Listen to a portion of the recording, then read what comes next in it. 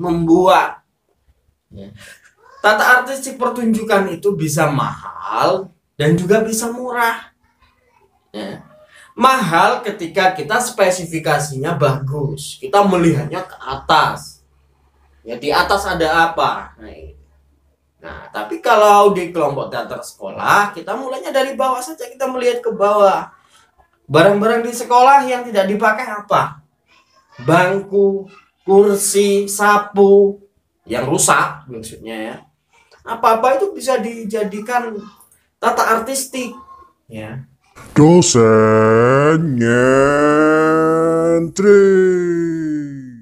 Assalamualaikum warahmatullahi wabarakatuh. Jumpa lagi dengan saya Ahmad Fatoni di kanal Dosen Nyentrik. Pada video kali ini saya akan berbicara tentang apresiasi drama, ya khususnya di dalam lingkup pendidikan, masuk ke sekolah. Ya. Kira-kira drama teater itu kalau masuk di sekolah itu seperti apa? Ya, ini yang akan kita kupas. Jadi tujuannya biar tahu apresiasi drama teater secara umum kalau masuk ke wilayah pendidikan itu ada elemen apa saja. Terus duduk perkaranya seperti apa. Jadi itu yang perlu. Jadi ini ada banyak hal yang mungkin berbeda ya skupnya.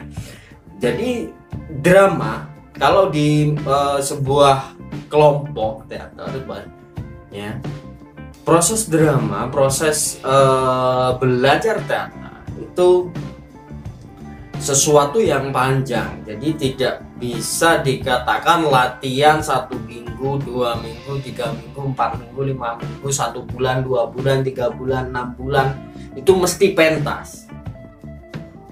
Tidak, itu adalah sebuah proses ya. Sejatinya seorang sutradara harus bisa memahami itu ketika aktor-aktornya bertanya kapan pentas ya. Sejatinya berarti itu belum waktunya pentas. Seorang sutradara kalau kita ngomong esensi ya, itu akan tahu, oh ini sudah sekian proses, ini sudah sekian, ini sudah matang, pentas kita tentukan gitu. Tapi realita kadang ya, di sebuah sanggar itu ada target ya kan, itu tidak dipedulikan esensinya, sehingga kita pentas tahun depan, akhir tahun menjelang tahun baru ya. Kemudian berlatih, kemudian tim semua dipersiapkan dan pentas. Itu yang sering terjadi di kelompok teater. Yang kedua ya, bukan yang pertama.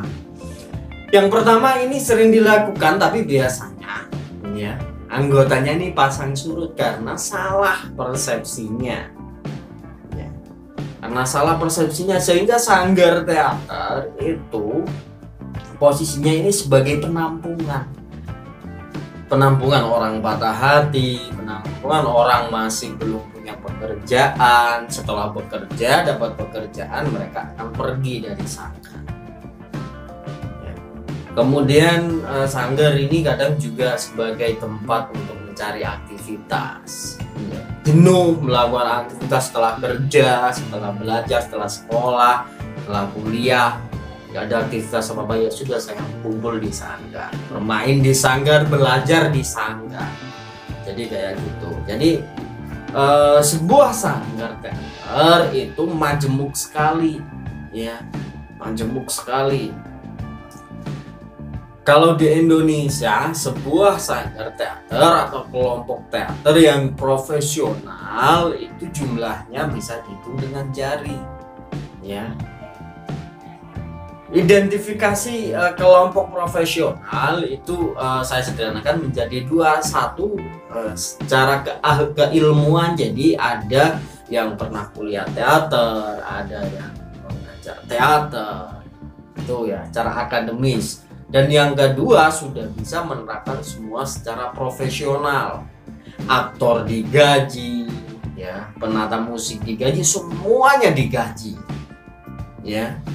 Itu profesional ya. Jadi jumlahnya sanggar teater di Indonesia itu masih sangat sedikit. Nah, itu yang wajib diketahui.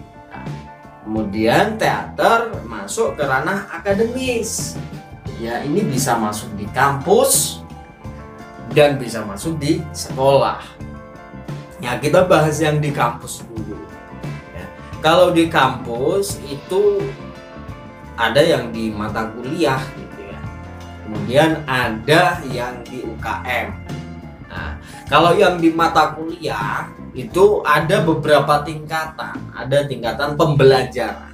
Teater sebagai pembelajaran, ya. Itu berarti mempelajari unsur-unsurnya, mempelajari ini, mempelajari itu ya.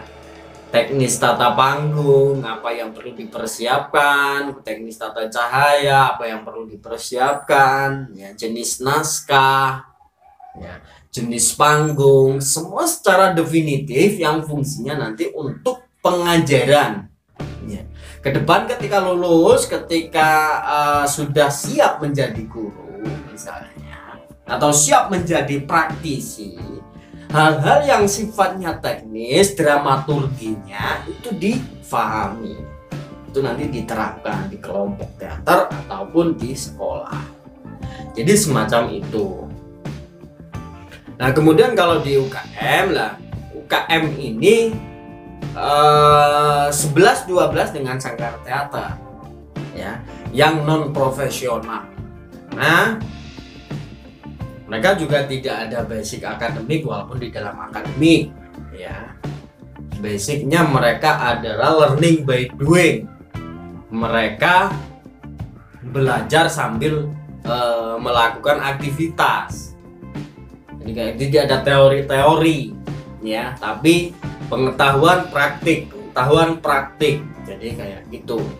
Nah, kita sekarang selanjutnya masuk teater di sekolah. Nah, teater di sekolah ini satu secara kurikuler dan secara co-kurikuler.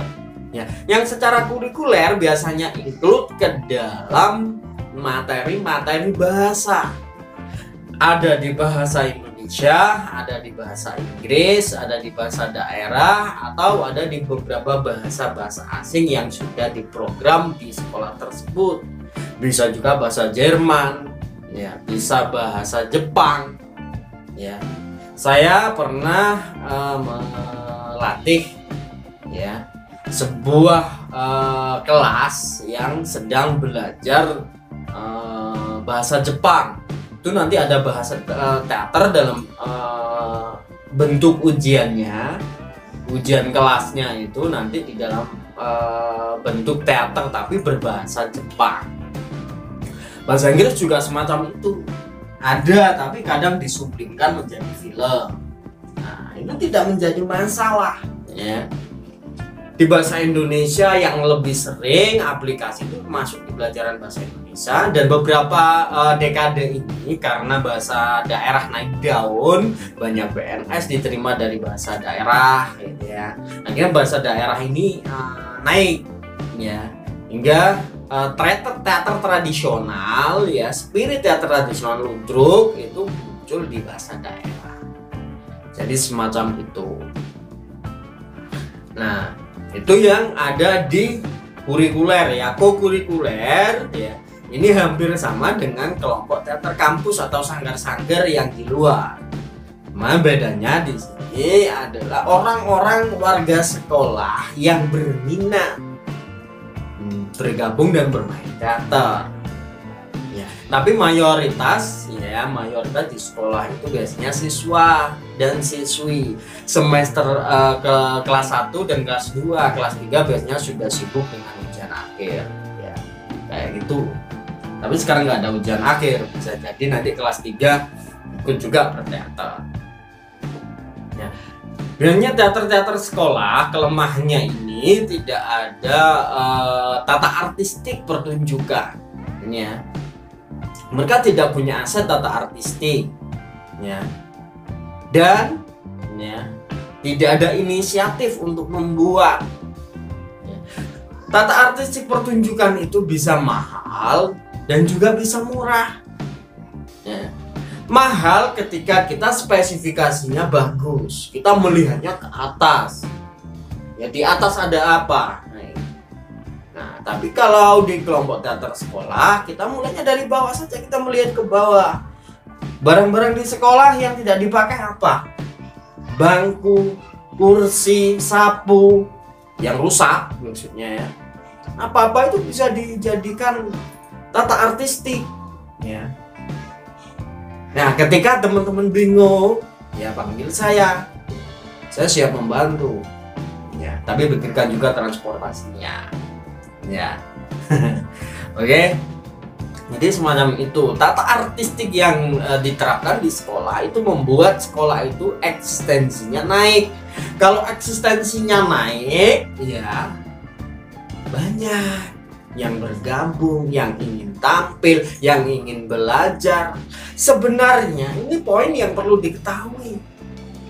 Sebuah kelompok teater, khususnya teater sekolah misalnya, kalau banyak pembelajaran tata artistik ini seperti kalau masuk di wilayah sekolah itu anak SMK gitu loh, berbasis praktik ya.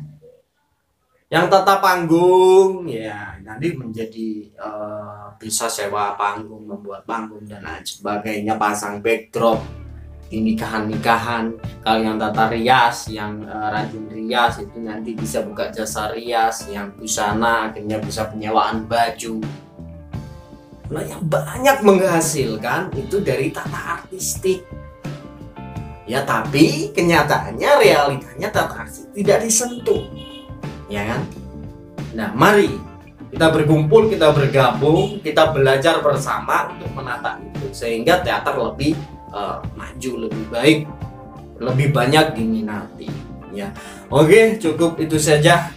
Semoga bermanfaat. Cukup sekian, saya Agri. Wassalamualaikum warahmatullahi wabarakatuh. Salam dosen nyentrik. Jangan lupa subscribe.